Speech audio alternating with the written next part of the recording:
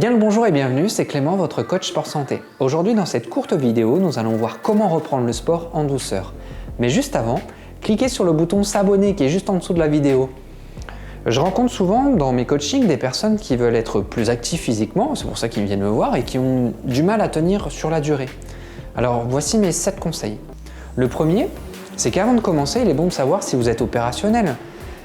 Donc rendre visite à votre médecin traitant vous permettra de faire le point, surtout si vous avez des problèmes de santé ou si vous avez plus de 35 ans pour les hommes et plus de 45 ans pour les femmes. Vous pourrez lui signaler toute douleur dans la poitrine, tout essoufflement anormal survenu durant une pratique, toute palpitation cardiaque ou tout malaise survenant pendant ou juste après un effort. Je vous invite aussi à télécharger mon cadeau gratuit. J'ai créé un cadeau qui s'appelle « Faites le point sur votre niveau d'activité physique ». Je vous l'envoie par email, indiquez-moi simplement votre adresse grâce au lien qui est affiché dans la description. Ça vous permettra de faire le point sur votre niveau d'activité physique. Le deuxième conseil, c'est de vous fixer un but. Savoir pourquoi vous souhaitez vous remettre au sport va vous permettre d'avoir plus de chances de rester motivé. Vous pourrez vous rebooster en vous rappelant vos objectifs en cas de perte d'envie. Est-ce que vous souhaitez reprendre le sport pour être plus tonique, pour éviter l'apparition de maladies chroniques, pour prendre soin de votre santé cardiovasculaire, pour réduire la dépression, l'anxiété, pour être moins stressé, pour le plaisir, pour gagner en confiance? On a tous des raisons différentes. L'idéal, c'est de trouver des objectifs qui mêlent des objectifs à court terme et à long terme. Alors, par exemple, vous souhaitez rester en forme le plus longtemps possible, bien vieillir pour éviter d'être dépendant de quelqu'un, donc c'est un objectif à long terme. Et à la fois, vous avez envie de vous sentir à l'aise dans votre corps et dans votre tête pour le prochain été. Troisième conseil, définir les activités. Les activités comme la marche, le renforcement musculaire, la course à pied, le vélo, la natation sont les plus fréquemment pratiquées.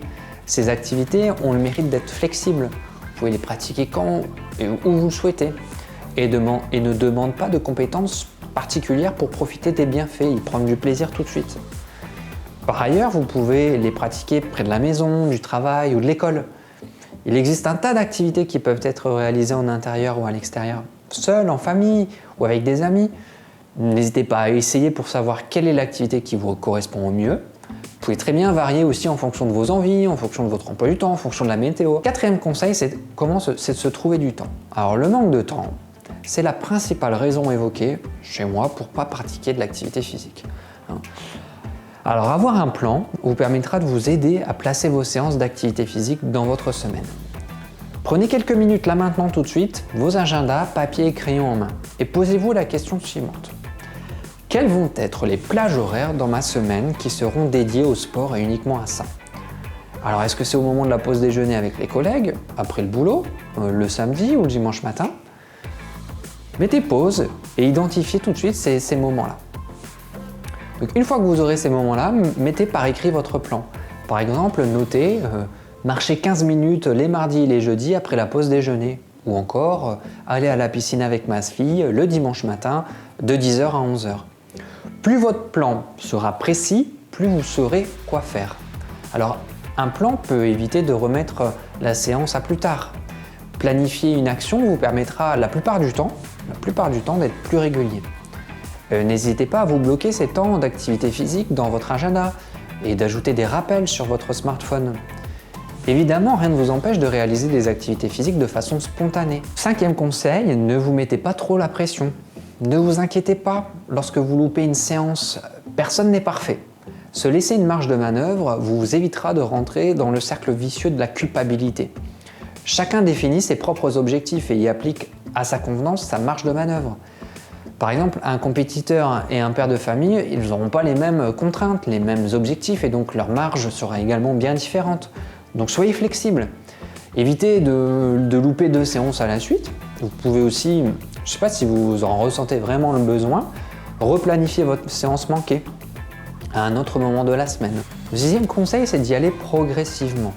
Vous êtes super motivé, vous êtes à fond là, c'est la rentrée. Vous avez envie de reprendre le sport. C'est génial, mais brûlez pas les étapes. Le maître mot, c'est doucement mais sûrement. Votre corps, c'est une machine complexe qui a besoin d'une reprise progressive pour s'habituer aux nouveaux traitements que vous lui réservez. Gardez donc à l'esprit progressivement et zéro douleur. Commencez par exemple avec 2 entraînements par semaine, puis lorsque vous en sentirez capable, augmentez la fréquence d'entraînement, augmentez la durée de l'entraînement, augmentez l'intensité de l'entraînement. Évitez au maximum les efforts acharnés dans un premier temps, mais préférez plutôt une activité modérée. Tentez de faire du sport au-dessus de vos capacités physiques tout de suite réelles, sans laisser le temps à votre corps de s'habituer, risque fortement de provoquer des blessures, que ce soit musculaires et puis surtout aussi de vous décourager. Donc afin d'éviter tout problème, échauffez-vous avant chaque séance et augmentez progressivement la fréquence, la durée et l'intensité de vos entraînements.